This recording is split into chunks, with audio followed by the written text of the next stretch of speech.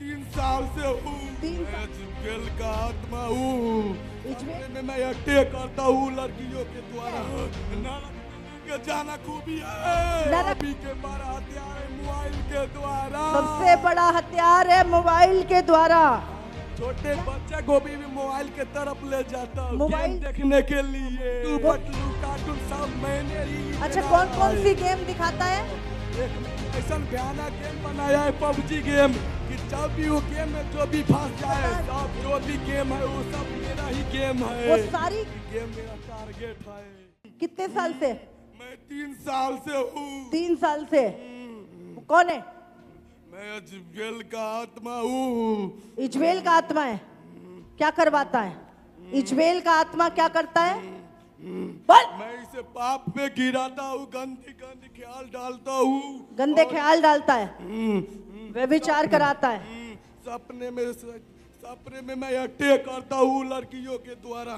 मैं इसको मारने के बहुत बार कोशिश किया। हाँ। कि इन्हें परमेश्वर के सामने झुक गया। ये जानता है कि परमेश्वर वो जीवित है। इसको मारने की कोशिश की, लेकिन प्रभु ने बचा लिया इसे, क्योंकि इससे पश्चाताप कर लिया, इसीलिए ये बच जाता है। नहीं तो तू मार देता इसे। कहाँ से आया? मैं नरक से आया हूँ। नरक से आया है। नरक। और तुम्हें इसको मारने के लिए असाइनमेंट दी गई शैतान के द्वारा। हाँ, और भी बहुत लोगों को दी हुई है। हाँ, बहुत लोगों को। हाँ, कि पहले इसे पाप में डालो, व्यभिचार में डालो और इसको मारो। हाँ, शैतान देता है असाइनमेंट। क्योंकि ये प्रभु को उतना वचन का नहीं जानता था, इसलिए मैं इसको अटैक किया। अटैक करके इसको मैं बर्बाद कर रहा हूँ। अच्छा, ये प्रभु का काम करना था इसने। और तू इसका अंदर प्रभु का बहुत प्यार है, ये हमसे बहुत नफरत करता है। ये क्या यीशु से प्यार करता है और शैतान से नफरत करता है। और अच्छा, तू क्या चाहता है?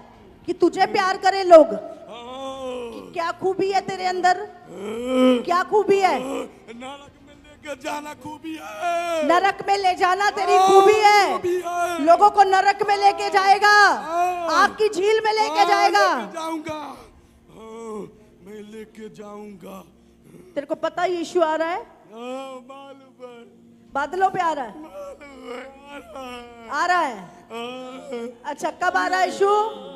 बहुत जल्दी आ रहा है। बहुत जल्दी आ रहा है। अच्छा, क्या करने आ रहा है? वो अपने विश्वासियों को ले जाने आ रहा है। विश्वासियों को ले जाने आ रहा है। और मुझको नाश करने के लिए। तुझे शैतान नाश करने के लिए आ रहा है। हमेशा के लिए। हमेशा के लिए नाश करने के लिए आ रहा है तुझे। हाँ? और तू इस समय विश्वासियों के विश्वास को हिला रहा है। मैं विश्वासियों को तो छोड़, मैं कितना पास्टर को भी मैं ऐसा ज्ञान में फंसा रखा हूँ। कितने पास्टरों को भी तूने फंसा दिया, इंस्टाग्राम में फंसा दिया। सोच रहा है अपने आप को मैं प्रभु का सेवा कर रहा हूँ, मगर वो मेरा जाल में फंसा हुआ है। वो कहता है मैं प्रभु का चेला हूँ, पर वो तेरे जाल में फंसा है। जो मैं करता हूँ वैसा ही वो करता है। जो तू चाहता है वो करते हैं वो। तूने पास्टरों को भी फंसा रखा है। क्योंकि उसको मैं प्रभु की तरफ ध्यान लगाने नहीं देता। उनको प्रभु की तरफ ध्यान न लगाने नहीं देता। मैं ऐसा कर चुका हूँ पास्टरों को, जब प्रार्थना में बैठता है तो उससे मैं ऐसा अटैक करता हूँ कि वो डर जाता है। क्योंकि मैं प्रार्थना करना ही नहीं देता हूँ बहुत लोगों को। प्रार्थना नहीं करने देता। प्रार्थना करने से क्या होता है? प्रार्थना करने से प्रभु को उपस्थिति से भरते जाता है और हमको जलाता है। वो आग उतरती है शैतान तेरे ऊपर। प्रार्थना करने से आग उतरती है और तू जलता है, इसलिए प्रार्थना नहीं करने देता। यही मेरा टारगेट है। अंतिम दिनों में कलीसिया में कैसे काम कर रहा है? मैं ऐसा काम कर रहा हूँ कि बहुत पास्टरों के भी ऐसा मैं ज्ञान पर फंसा चुका हूँ कि कैसे फंसाता है लोगों को, विश्वासियों को पास्टरों कैसे फंसाता है? कितनों के तो मैं ऐसा कर चुका हूँ कि अन्य भाषाओं के बारे में विरोध बोलता है। अच्छा, सुनो सुनो, कई पास्टरों को तूने ऐसा फंसा दिया कि वो अन्य भाषा के विरोध में बोलते हैं। क्योंकि मैं नहीं समझता वो क्या बोल रहा है। अच्छा, तू नहीं समझता कि ये अन्य भाषा में क्या बोल रहा है? अच्छा, इसीलिए तूने उनके दिमाग में डाल दिया भी अन्य भाषा बोलना नहीं है। ये टीचिंग तू देता है लोगों को कि अन्य भाषा नहीं बोलनी। मैं हूँ। हाँ, और क्या बोलता है लोगों को, और कैसे गिरा रहा है? और बीज भी बोने से भी रोकता हूँ। क्योंकि बीज भी ऐसा वो चीज है कि बीज बोता है तो फल लेके आता है। बीज भी बोने नहीं देता चर्च में, क्योंकि ये बीज बोएगा चर्च में तो फल लेकर आएगा, तो बीज भी नहीं बोने देता।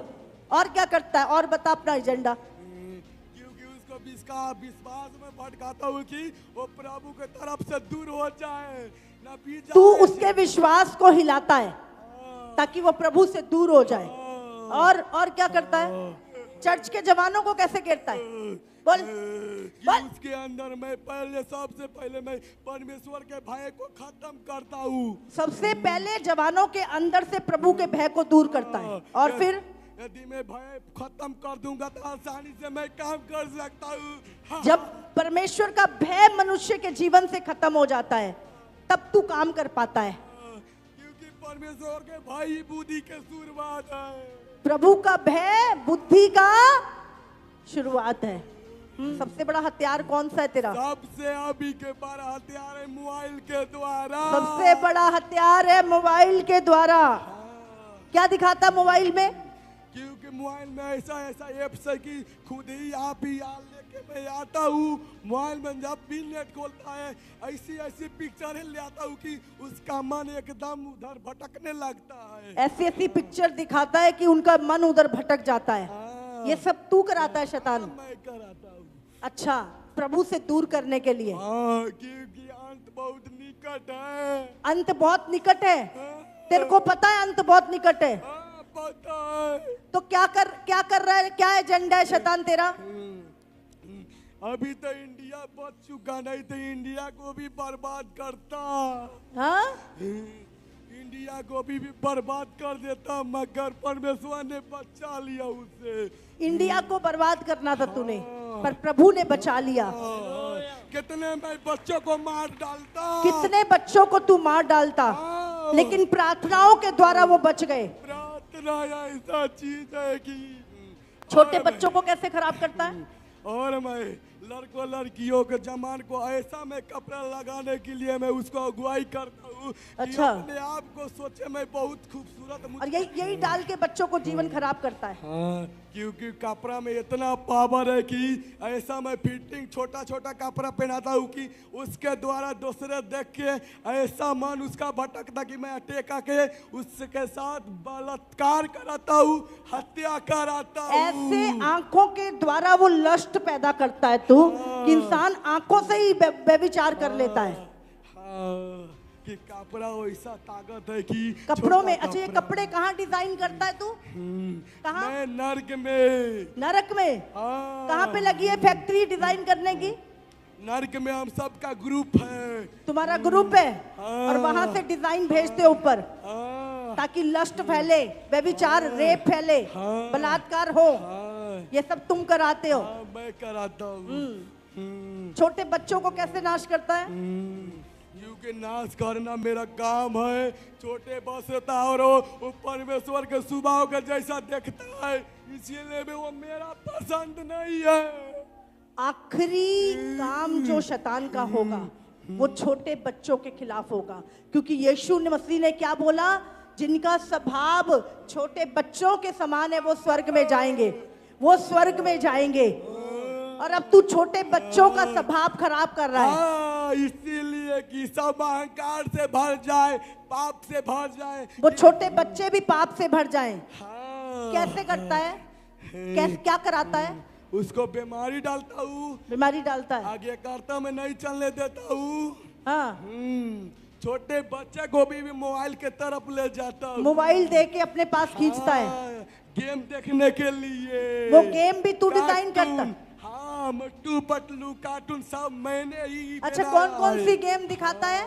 एक मैंने ऐसा भयानक गेम बनाया है पबजी गेम कि जब भी वो गेम में जो भी फंस जाए वो खुद को भी पबजी नहीं गेम समझेगा। शैतान ने बनाया, सुनो। हाँ, तूने बनाया पबजी। हाँ जब व्यक्ति फंस जाता निकल नहीं पाता उसमें से। भाई, जो भी उसको निकलने की कोशिश करेगा उसके द्वारा उसको भी मैं मार सकता हूँ, उसको भी मारता है तू, उसको भी फंसा लेता है। क्योंकि मैं उसको कैप्चर कर लेता हूँ पूरा उसके बुद्धि के और ऊपर। और कौन सी गेम बनाई है?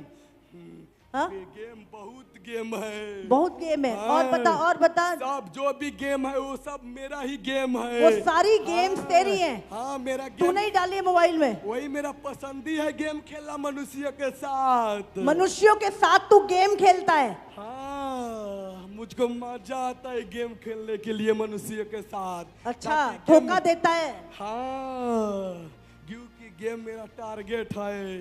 गेम तेरा टारगेट है। हाँ और कैसे डालते बच्चों को खराब करता है?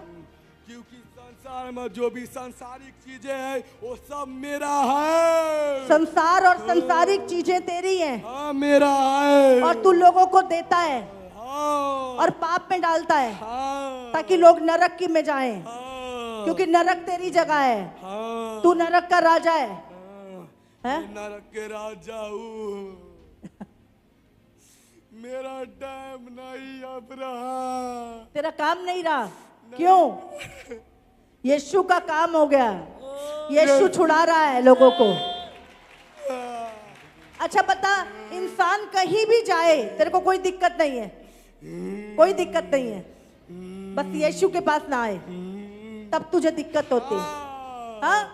बाकी कुछ भी करे वो सब तेरा है। हाँ, उसको यीशु को छोड़ दे, कुछ भी करो, मैं संसार के हर एक वस्तु उसको देने के सामर्थ्य रखता हूँ। यीशु को छोड़ दो, बाकी मैं सब कुछ तुम्हें दे दूंगा। धन दौलत पैसा सब कुछ मैं दे सकता हूँ। और साथ में अनंत काल के लिए क्या देगा? मृत्यु देगा। हाँ, और हाँ, क्योंकि वो भी मेरे साथ नाश होना है, उसको भी वो भी नाश होना है। क्योंकि परमेश्वर अभी मुझे अभी नाश- अभी क्या करेगा? हाँ। यीशु के आने से पहले क्या करेगा तू?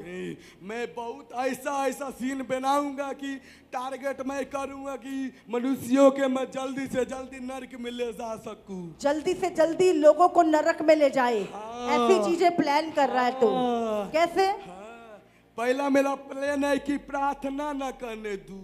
सबसे पहला प्लान क्या है? प्रार्थना न प्रार्थना ना करना, क्योंकि प्रार्थना शैतान के कामों को रोकती है। हाँ, और दूसरा, दूसरा वचन नहीं पढ़ने देता हूँ। बच्चों को पढ़ना नहीं देते। हाँ, बाइबल पढ़ना नहीं देता है, नहीं। वचन पढ़ने नहीं देता। नहीं, क्यों? वो तलवार है। वचन तलवार है। हाँ, तुझे तलवार से भी बढ़ के है। तुझे काटता है वो वचन। जब एक बार काटता है तो मुझे कितनों दिन तक ले चैन नहीं आता है। समझ रहे हैं? आप शैतान को रुला सकते हो प्रभु के वचन को पूरा करके। और क्या करता है?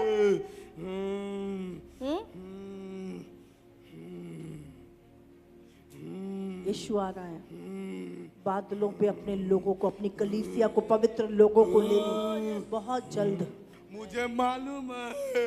मालूम है, इसीलिए तेरा काम तेज कर रखा है। हाँ, हाँ।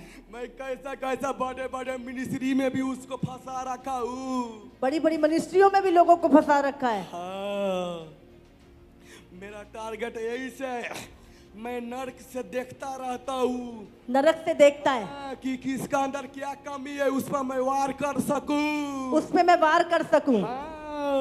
मेरा टारगेट के सबसे मैं बड़े बड़े सेवकों को और ध्यान करता हूँ कि थोड़ा सी भी उसके अंदर कमियां देखूं कि उसका वार कर सकूं।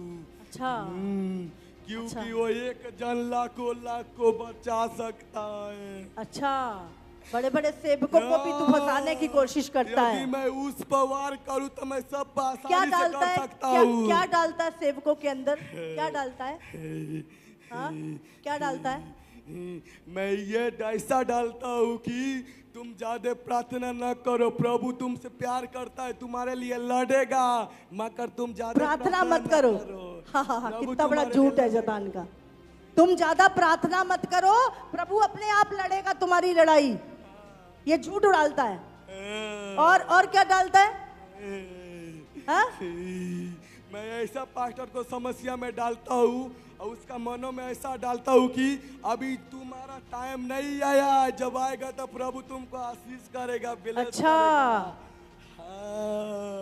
जबकि प्रभु आशीष दे चुका होता है उसे। प्रभु सब कुछ दे चुका है, इसीलिए मैं उसे झूठ में फंसाता हूँ, उसने नहीं दिया है अभी। झूठ बोलता है लोगों को, प्रार्थना को रोकता है तू ऊपर, आशीष को भी चुरा लेता है आकाश में।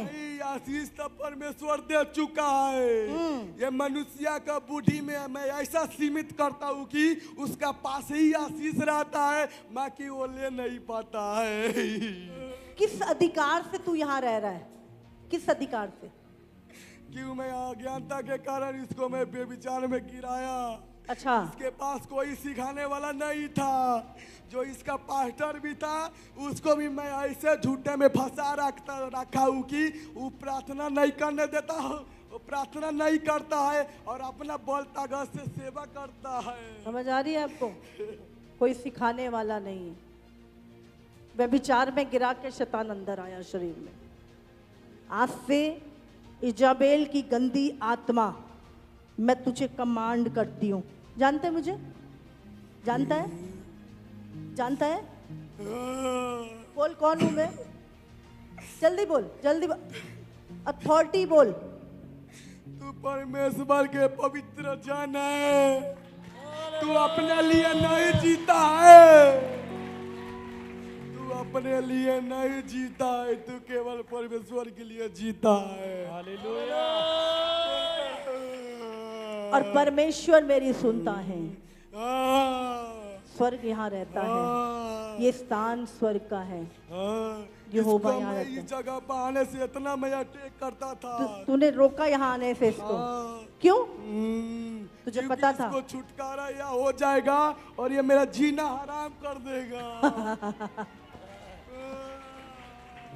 इन the name of Jesus, her Jezebel की स्पिरिट, तू और तेरी सेना अभी इसी समय इसे छोड़ और हमेशा के लिए चली जा। इन द नेम ऑफ जीसस, इस अभिषेक के द्वारा मैं तेरे सारे जुओं को तोड़ती हूँ, तेरे बंधनों को, तेरी जड़ों को उखाड़ती हूँ यीशु मसीह के नाम से।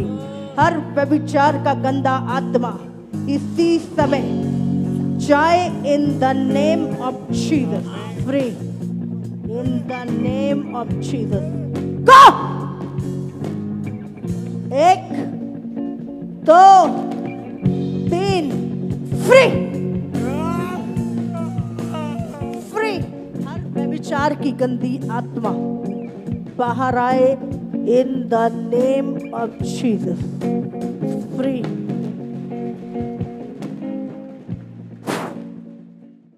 सबको जय मसीह की। मेरा नाम अरुण कुमार शर्मा है, मैं नेपाल से आया हूँ।